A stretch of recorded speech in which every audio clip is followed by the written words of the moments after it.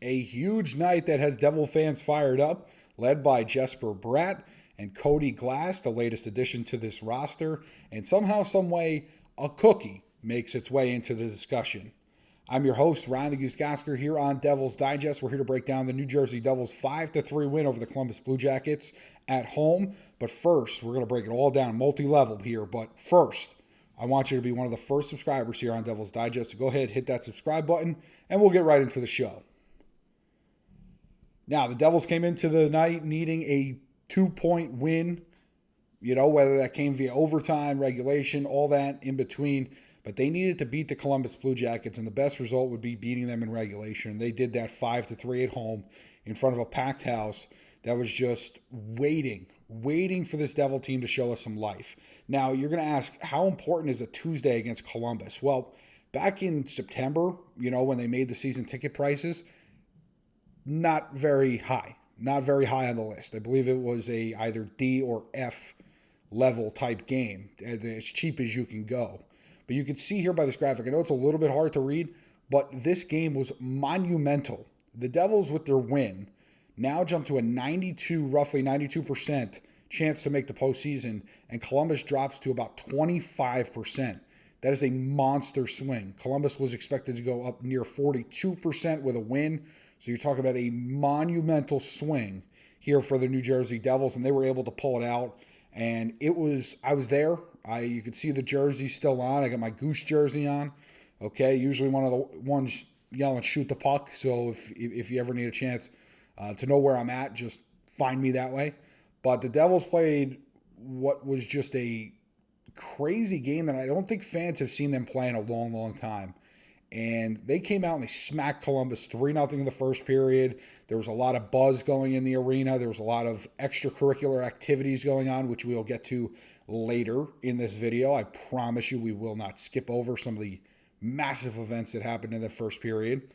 But the New Jersey Devils really took control of this game, and they were led by the three-headed monster at the top of this roster, which we have said for multiple videos now has to step up. And that starts with Jesper Bratt, who had a goal and 2 assists as he continues to climb the ranks here amongst the Devils. And we'll get to that in just a second. But again, what the Devils needed, I walked in pregame. I said to the people I was attending the game with, the Devils need Jesper Bratt to go off. He was due.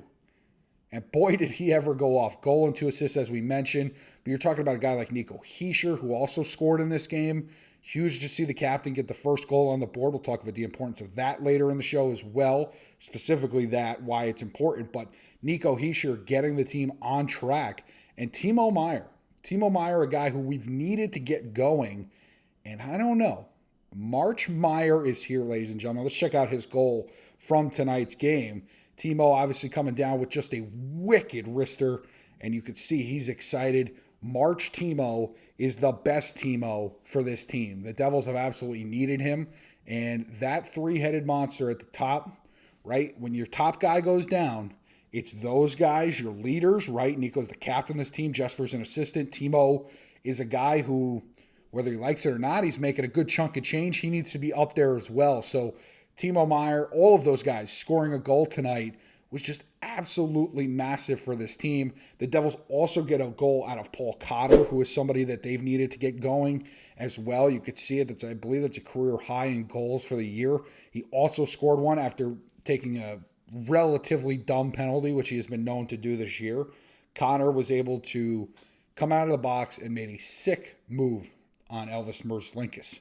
And it was just an absolutely beautiful goal, as Paul Cotter typically does. He's got the best ability to score the puck on the Devils' bottom 2 lines. It's not even close. Like, he has the best finishing ability in that regard. So to see Cotter get one to go home and go 5-hole, which is, a move that I'm sure Jack loved watching at home, watching the game. I'm sure he is while he's rehabbing.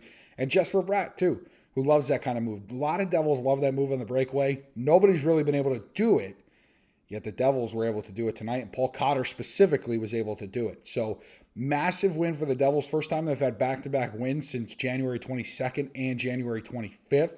Okay, I mentioned Jesper Bratt and his monster night, right? It really is kind of crazy. This stat threw me off when I first saw it.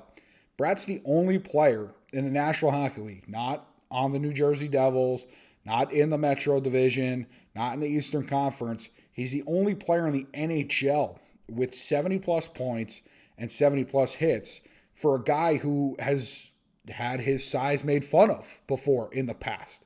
It's certainly been something that has been a weak spot of his game. It's often why you hear Devil fans talk about Jesper Bratt disappearing in the playoffs, right? Because it's a different level of physicality. He often gets taken out of the game.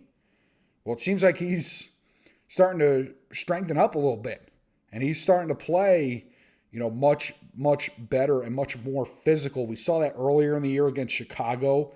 If you just go back, and I'm sure it's going to be on the Devils yearbook highlight tape, is going to be his play against Chicago where he just absolutely, I don't even know who the defender was, just absolutely bullied him away from the puck and was able to take it and score and go from there. So just an absolute great night for Jesper Bratt, who, again, just continues to rise. And continuing to rise, as we mentioned, he's now 9th all-time for points for the New Jersey Devils with 432. He's also, I believe, he's sitting 4th in most assists in a single season. I believe the record is 60. So there's a very, very good chance that Devils single-season assist record goes down the drain this season, courtesy of Jesper Bratt. Now, the other guy who has made a significant impact is Cody Glass. And I'm going to be honest with you, this is why I want the solo shot on me, is when Cody Glass got announced to the Devils, I was just kind of like, who cares, right? I mean, it doesn't really move the needle. Sure, it's probably better than what we have on our bottom six, which just about anything was better than what was on our bottom six. But since he came over, Cody Glass has been great. Now, it's only 2 games, right? You got to make sure you want to see a bigger sample size, stuff like that, sure. But part of our job is to react to what we're seeing. And what have you done for me lately? And we can only measure Cody Glass by the 2 games that he has played. And he has been excellent for the Devils roster. I believe he had 2 assists tonight. Just another outstanding game for Cody Glass, who looks to continue to help this Devils team get some contribution from the bottom 6. I believe that this team can certainly make the playoffs and scare their first-round opponent, at least, with the current talent on this roster.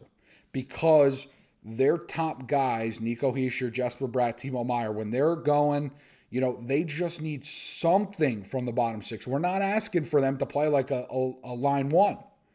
We're asking for them to play like a line 3 or line 4 in the NHL, not a line 3 or 4 in the AHL, which the Devils have been getting the last few months. Okay, so him, I know Sprong got the seat tonight. He got the bench, but those guys, in particular Glass, obviously scoring, having 2 points tonight, 2 assists. It's just a guy you have to have out there if you're the Devils right now. And you got to ride the hot hand. And I don't know. Maybe the hot hand rides 2 games. Maybe it rides 10 games. Maybe it rides 20 games. Maybe it rides to the end of the year. I don't know, but Sheldon Keefe has to ride with the hot hand in this scenario. And certainly the Devils got a lot of contributions from the top. And then they got what they needed from the bottom 6. Certainly some more scoring. Paul Cotter, Cody Glass with 2 assists, as I mentioned. So Paul Cotter with a goal and Cody Glass with the 2 assists. So that's what the Devils need. They need to continue that bottom 6 to be productive. Again, they don't have to produce like a line 1. They have to be productive, though. They have to not be an automatic negative when they're out there on the ice, right? You can just see when lines are negatives on the ice. And you see when coaches have to go from 4 lines to 3 lines in the third period and all their guys get tired. I mean, how many times have the Devils had to do that over the last 2, 3, 4 years? Right, where it's just Jack Hughes, Jesper Bratt, Nico Hischier, and in the third period, you're going to play, if there's 50 shifts, you're probably playing 35 of them. That's just a made-up number, but the idea being that the Devils had to have those guys on the ice, otherwise they were in trouble. So, great win overall over Columbus. They'll be back in action Thursday night when they host Edmonton at 7:30 at The Rock. I will be there back up in my section 132. So be on the lookout for me there or just listen for me. I'm not louder than Frank the Tank, so I'm sorry. But I will be certainly up there yelling, having some fun. However, there is 2 pieces of news that we have to get to wrap up this video.